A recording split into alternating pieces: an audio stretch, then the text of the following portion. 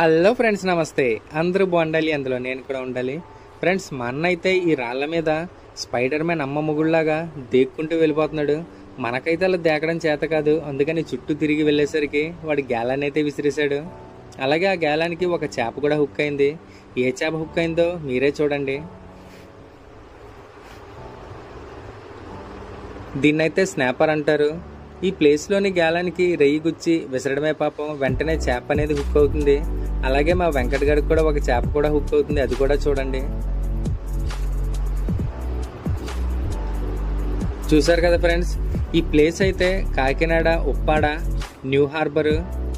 ఈ ప్లేస్ అయితే చాలా బాగుంది, అలాగే డేంజర్గా కూడా ఉంది.